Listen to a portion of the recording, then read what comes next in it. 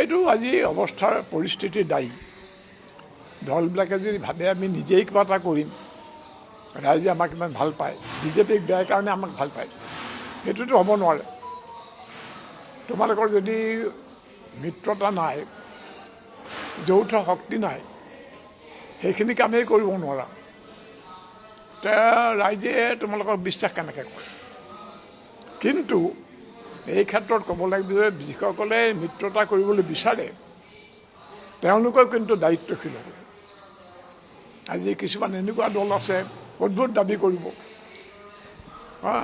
দাবী কৰি হয়তো য'ত কংগ্ৰেছ খুব শক্তিশালী এটা আমাৰ প্ৰাৰ্থী দিবই লাগিব, দিল্লী আমি মিত্ৰতা নকৰোঁ, এই ধৰণৰ কথা। ৰাইজে বিৰোধীৰ ওপৰত আস্থা হৰাই পেলাই যে বিজেপিক ভোট দিয়ে, তাতকৈ ডাঙৰ মূৰ্খামি আৰু নহয়।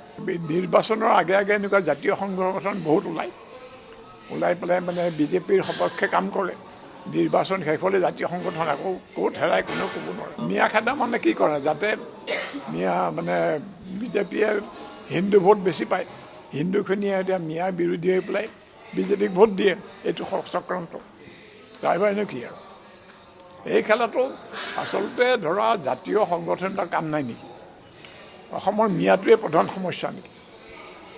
দেখাতহে তেনেকুৱা লাগে। মানে ধৰক কথাটো এনেকুৱা যে দলে দলে মিয়া আহি পেলাই আপোনাৰ নানা ধৰণৰ কাম কৰিছে, খেতিৰ কাম কৰিছে, কোনোবাই ঘৰৰ প্লাম্বাৰ কাম কৰিছে, ৰেফ্ৰিজাৰেটৰ ভাল কৰিছে, ইলেক্ট্ৰিচিটি কাম কৰিছে। এতিয়া যদি আমি কওঁ যে অসমীয়া মানুহক খেতি সিহঁতে এইবোৰ লৈছে, তাৰ অৰ্থ কি হ'ব? এইটো এটা বস্ত্ৰ ফাঁকি নহয় জানো? মিয়াৰ বিৰোধী কথা বেছিভাগেই তেনেকুৱা। ৰাইজৰ প্ৰতি মোৰ আহ্বান, আপোনালোকেও বিবেচনা বুদ্ধি আপোনালোকৰ আছে, বিবেচনা আপোনাৰ কামত লগাওক। কাৰ পৰা আপোনালোকৰ লাভ হ'ব, কাৰ পৰা লাভৰ আশা আছে, কাক ভোট দিলে আপোনাৰ মূৰৰ ওপৰত বোজা বাঢ়িব, ল'ৰা ছোৱালী পোষণ কৰা প্ৰতিপাল কৰা কষ্ট হ'ব, আপোনাৰো ভৱিষ্যতৰ নিশ্চয়তা নাথাকিব, চিন্তা কৰক। নাই মানে এটা কথা মন কৰিব যে এইবোৰ পইচা ইলেকশ্যনৰ আগে আগে আহে, তাৰ মতলবটো কি?